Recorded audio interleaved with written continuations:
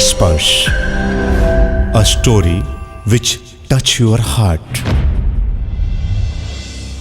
Doctor Paul Mansfield का hospital ऊपर है।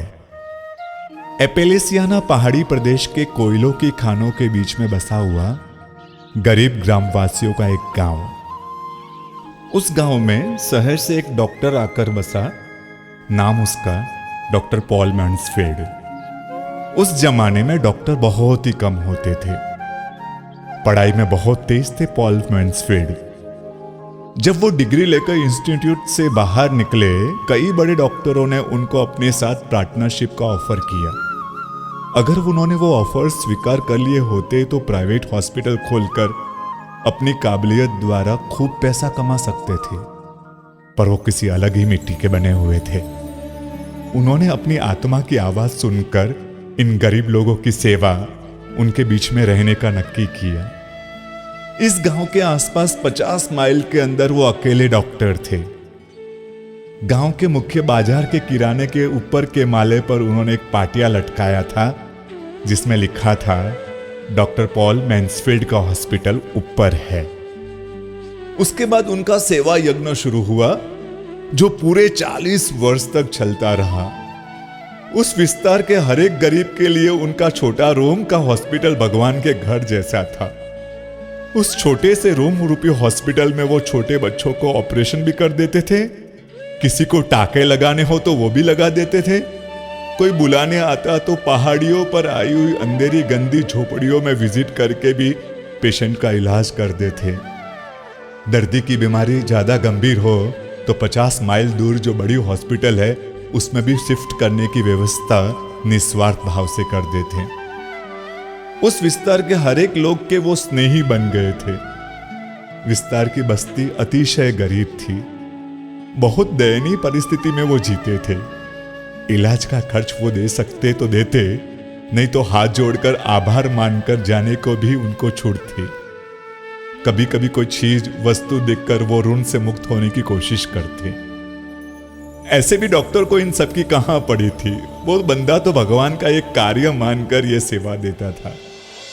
एक बार एपेलेसियाना का पूरा पहाड़ी क्षेत्र फ्लू के रोग में ग्रसित हो गया।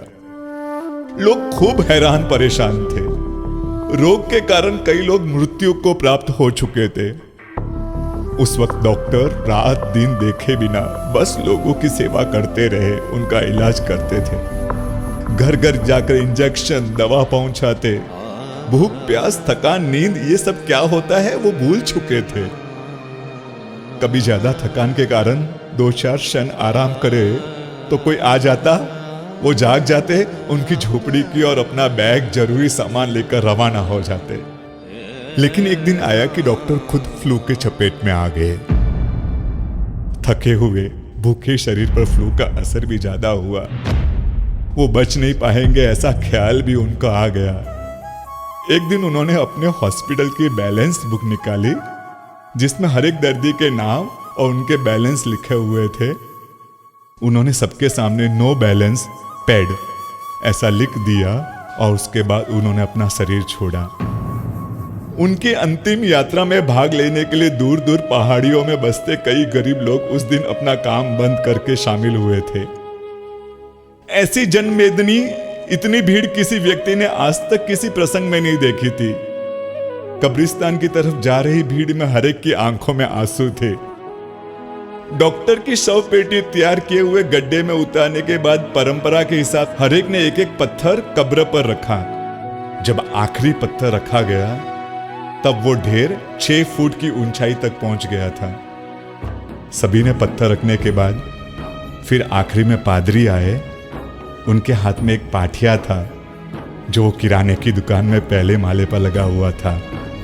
वो निकालकर वो लाए थे।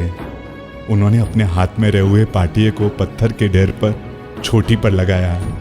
उस पाटिये पर लिखा हुआ था डॉक्टर पॉल मैन्सफील्ड का हॉस्पिटल ऊपर है। सबकी आंखों में आंसू।